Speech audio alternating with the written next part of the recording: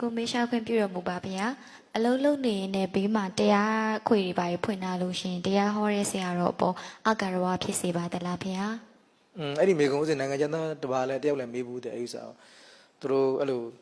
အချိန်မရှိဘူးပေါ့နော်မရှိတော့တရားလေးဖွင့်ပြီးလှုပ်ကြတယ်ပေါ့ဆိုတော့ဒါကမယိုမသေးတဲ့စိတ်တော့မဟုတ်ပါဘူးနော်ဟိုဆရာတော်ဟောကျင်တာဟောငါကယူမဆိုင်ဘူးဆိုတဲ့သဘောမျိုးလုပ်နေတာမဟုတ်ပါဘူးသူ့စိတ်ထဲမှာအချိန်မှာအားတဲ့အတွက်ကြောင့်တရားလေးနာရင်းနဲ့အလုပ်လုပ်တဲ့သဘောဖြစ်တဲ့အတွက်ကြောင့်အဓိကစိတ်ပဲလေအဲ့တော့မယုံမသိတဲ့စိတ်မှာပါတဲ့အတွက်ကြောင့်အခါတော်မဖြစ်ပါဘူးเนาะအခါတော်ဖြစ်ပါဘူးကျွန်တော်ဘာကိုအသက်တွေပြောမလဲဆိုလို့ရှိရင်မို့ဒီဟိုမိုင်းခိုင်းဆရာတော်ဆိုတာရှိခဲ့ဘူးတဲ့မိုင်းခိုင်းဆရာတော်ကြီးကဒီအခါတော်နဲ့ပတ်သက်ပြီးတော့သူဆုံးဖြတ်တဲ့အထက်မှာကျွန်တော်ရဟန်းတော်တွေဟာဖျားစီကိုတွားလို့ရှိရင်ဖျားကိုရှ िख ိုးလို့ရှိရင်ဒီလိုမျိုးနှစ်ဖက်သင်္ကန်းယုံလို့မရအောင်တစ်ဖက်ဖော်ရတယ်ပခုံးဒါတို့ရဲ့အိန္ဒိယယဉ်ကျေးမှုပြောမလားမသိဘူးပေါ့နော်ပခုံးနှစ်ဖက်ဖုံးခွင့်မရှိဘူးဆရာသမားတွေစီသွားတဲ့အခါဖျားစီသွားတဲ့အခါမှာပခုံးတစ်ဖက်ကိုဖော်ပေးရတယ်เจ้าမှာဝတ်တဲ့ပုံစံပေါ့နော်သွားရတယ်ဒီလိုနှစ်ဖက်မဖုံးထားရအောင်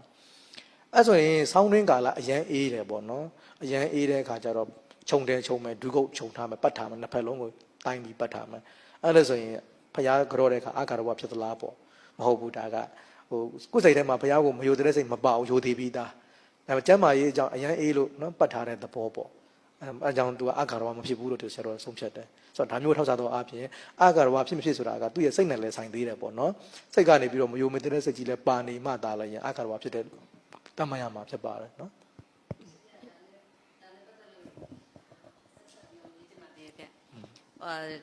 တချို့ကြတော့လေဟိုတပည့်တော်ပါဝင်ပေါ့လေ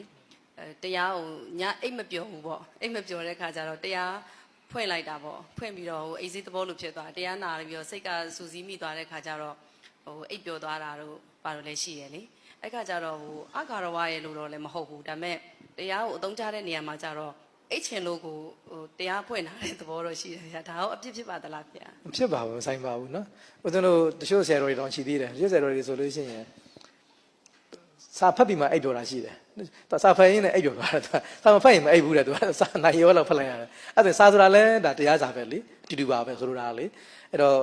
ခါတလေဆရာတော်ကြီးတွေသင်ပေးတာချက်လေအိတ်မပြောဘူးလားအိတ်မပြောရင်အာနာပါနမှတ်လိုက်အိတ်ပြောသွားလိမ့်မယ်ဆိုတော့ဒါလည်းတရားပဲလေနော်တရားအိတ်ပြောရှင်လို့တရားမှတ်တာဟုတ်လားမလားအဲ့ဒါအိတ်ပြောရှင်တော့တရားမမှတ်ရဘူးသူဖြစ်သွားမှာပေါ့ဟုတ်လားမဆိုင်ပါဘူးအဓိကတော့တရားနာတယ်ဆိုတာကောင်းတဲ့လုပ်ပဲစာဖတ်တယ်ဆိုတာကောင်းတဲ့လုပ်ပဲတရားနှလုံးသွင်းတယ်ဆိုတာကောင်းတဲ့လုပ်ပဲဘာရည်ရွယ်ချက်နဲ့ပဲလုပ်လို့ကောင်းတဲ့လုပ်ပါပဲနော်ဦးဇင်းတို့ကြည့်လေအနာတမင်းတထေးရဲ့သားဆိုလို့ရှိရင်မောင်ကာလဆိုရင်နော်ပတ်စံလို့ကျွန်တော်တရားနာတာလေဟုတ်ကဲ့လား